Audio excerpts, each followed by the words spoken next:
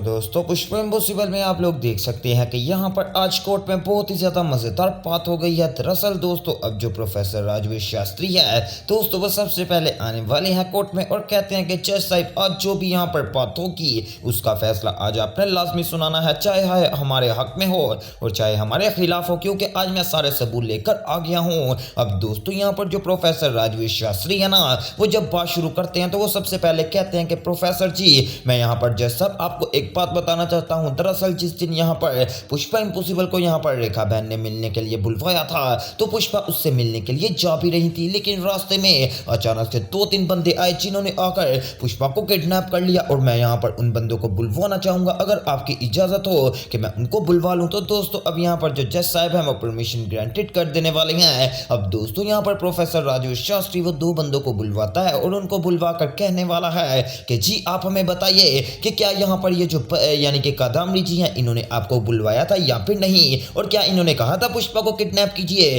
तो दोस्तों अब वो दोनों लड़के बताने वाले हैं कि जी हाँ ये कादामनी जी ने हमें इस काम के पैसे दिए थे और कहा था कि आप यहाँ पर पुष्पा इम्पॉसिबल को किडनैप कर दीजिए ताकि वो यहाँ पर पहुंच न सके और मैं अकेली उस जगह पर पहुंच जाऊं जहाँ पर रेखा बहन मुझे मिलने के लिए आ रही है। अब दोस्तों जब यहाँ पर ये बात लड़के करते हैं तो जज साहब भी थोड़ी बच्चे थोड़ी हैं जिनको ये बात समझना है, तो वो ये सारी बात को समझ जाने वाले हैं और कहते हैं ठीक है अब आपको यहाँ पर प्रोफेसर राजवीर शास्त्री आगे क्या कहना चाहेंगे। तो दोस्तों प्रोफेसर कहते हैं कि जैसे कि जज साहब आपने देख लिया है कि यहाँ पर जो ये पुष्पा है इसके ऊपर इन्होंने जानबूझकर बंदे भेजे थे ताकि पुष्पा रेखा बहन से मिलने के लिए ना आ पाए। अब मैं यहाँ पर जज साहब आपको एक यहाँ पर ये पोस्टर वगैरह देने वाला हूँ जिसके अंदर रिपोर्ट लिखी हुई है और वो भी रेखा बहन की डेड बॉडी की पोस्टमार्टम रिपोर्ट। अब आप लोग यहाँ पर देख सकते हैं कि जो ये रिपोर्ट में लिखा है कि साफ साफ पता चल रहा है जो कादामनी जी है उसकी गन से गोली चली थी और रेखा बहन को वही गोली लगी है। और आपको एक और बात बता दूं, ये जो रेखा बहन को गोली मारी है और कादामनी जी कह रही हैं कि ये रेखा बहन को गोली मेरे हस्बैंड ने मारी है, तो उसका भी मैं आपको सबूत दे देता हूं।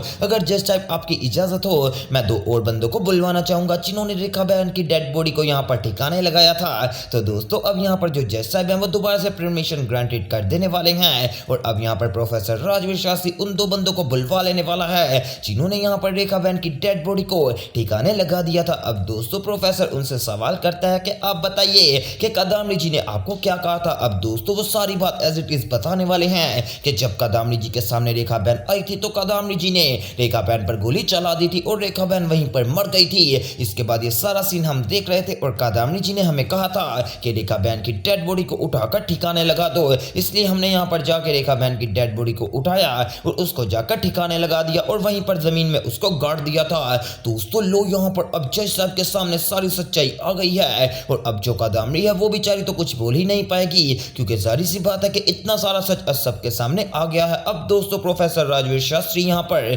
कोर्ट में कहने वाले हैं कि जज साहब अब आपको यहाँ पर कुछ सुनने की और जरूरत तो नहीं होगी, अब सबको पता चल गया है कि आखिरकार ये क्या सीन बन गया है। दोस्तों अब यहाँ पर जज साहब जब सारी बातें सुन लेते हैं और समझ लेते हैं कि ये बिल्कुल ठीक कह रहे हैं प्रोफेसर राजवीर शास्त्री, तो दोस्तों प्रार्थना कहती है कि जी मैं भी पुलिस स्टेशन में हूँ, हमें इस बात की समझ नहीं आ रही थी कि आखिरकार इसने कैसा क्यों किया। तो अब जज साहब यहाँ पर कहते हैं कि प्रोफेसर जी आप क्या कहना चाहेंगे। तो दोस्तों प्रोफेसर राजवीर शास्त्री कहते हैं कि रेखा बहन को सिर्फ और सिर्फ कादामनी ने इसलिए मारा क्योंकि उनको कोई ऐसी सच्चाई पता थी जो कि वो यहाँ पर किसी के सामने निकलनी नहीं चाहिए थी और जब यहाँ पर उन्होंने उनको मार दिया तो बदकिस्मती के साथ उनके शोहर भी यहाँ वहीं पर आ गए यानी कि जुगल जी, और जब जुगल जी वहीं पर आए थे तो वहां पर आकर जुगल जी ने भी वो सच सुन लिया था जिसकी वजह से कादामनी ने जुगल जी को भी मार दिया। अब फैसला आपके सामने है जज साहब, क्या आप यहाँ पर कादामनी यानी कि इस एक बदकिरदार औरत को जिसने अपने हस्बैंड को भी मारा और साथ ही साथ एक यहाँ पर औरत की आत्महत्या की जिसको इसका बहुत ही बड़ा राज पता था जो कि अभी तक किसी को नहीं पता,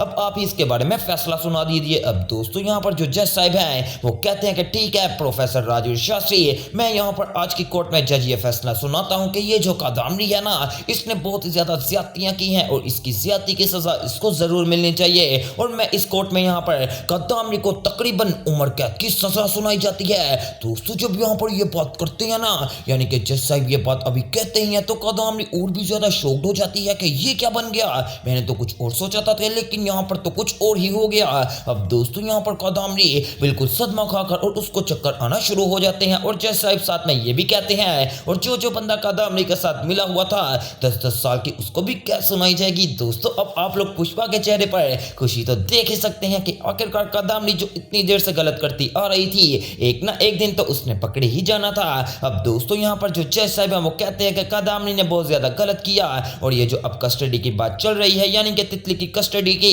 वो बात को हम बाद में देखेंगे, लेकिन अभी के लिए इतना जरूर है कि जो कदामनी को है उसको पक्की पक्की उम्र कैद की सजा दे दी गई है। और दोस्तों जब यहाँ पर जज साइन कर देना पेपर के ऊपर तो वो बिल्कुल यहाँ पर लोहे पर लकीर हो जाता है। अब दोस्तों जज साहब ये बात कह के वहां से उठ जाने वाले हैं और कोर्ट यहाँ पर खत्म हो जाती है। दोस्तों वैसे पर्सनली मुझे आज तो काफी ज्यादा खुशी हुई कि ये जो कदामनी है इतनी देर से यहाँ पर नागिन बनी बैठी हुई थी और कोई इसको पकड़ ही नहीं पा रहा था। आज फाइनली यहाँ पर प्रोफेसर राजवीर शास्त्री और पुष्पा इम्पॉसिबल की इकट्ठी मैंने रंग ले आई। अब दोस्तों जब कदामनी जा रही होती है तो पुष्पा तभी आ जाती है और कहती है कि कदामनी याद कर जब जुगल की हत्या हुई थी और उस दिन जब तू यहाँ पर मेरे पास आई थी तो मैंने तुझे कहा था ना कि तुझे सारी जिंदगी जेल में सड़ाऊंगी, तो देख ले आज पुष्पा इम्पॉसिबल ने अपना वादा पूरा कर दिया और जा अब तो पूरी जिंदगी के लिए जेल में सड़। तो दोस्तों जाते जाते कदामनी कहती है कि पुष्पा मैं अपनी तितली को वापस लेकर रहूंगी, चाहे तुम लोग जो मर्जी कर लो, चाहे मुझे उम्र कैद की सजा हो गई हो, लेकिन मैं दोबारा वापस जरूर आऊंगी। लेकिन दोस्तों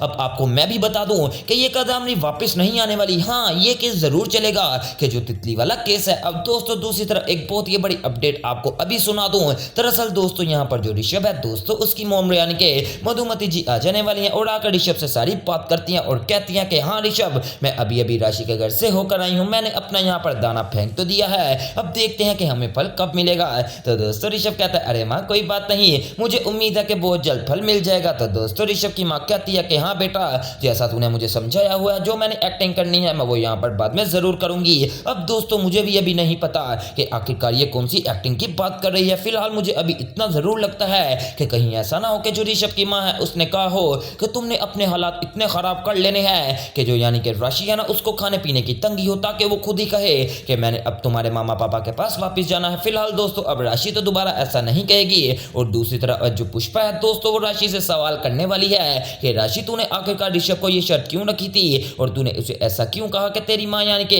तेरी माँ हमसे अलग रहे। तो दोस्तों राशि कहती है कि माँ मैंने ऐसी बात नहीं की थी, बस मैंने उसे कहा था कि तुम्हारी माँ अगर अलग हो जाए तो मैं यहाँ पर तुम्हारे साथ रहूंगी। अब फैसला उसी का था, लेकिन उसने तो मेरी बात ही नहीं मानी और पता नहीं अचानक से अब उसने आकर ऐसा क्यों कह दिया कि वो हाँ यहाँ पर रेडी है। अब दोस्तों पुष्पा कहती है कि ठीक है जो देखा देखी यहाँ पर जो दीप्ति है ना उसने भी अलग होने का फैसला कर लिया है। तो दोस्तों राशि कहती है कि अरे मां नहीं दीप्ति भाभी ऐसा नहीं कर सकती। तो पुष्पा कहती है कि दीप्ति भाभी ने कुछ नहीं किया, बल्कि जो यानी कि दिलीप पटेल है ना यानी कि जो अश्विन है उसने खुद कहा है कि अब हम अलग रहेंगे। वेल दोस्तों अब मुझे लगता है कि चोल के सारे मेंबर आहिस्ता आहिस्ता करके टूट जाएंगे, जो कि दोस्तों आपको आने वाले एपिसोड में जरूर देखने को मिलेंगे। तो वो सब देखना मिस मत कीजिएगा और मेरे चैनल स्पाइसी एंटरटेनमेंट को सब्सक्राइब करें।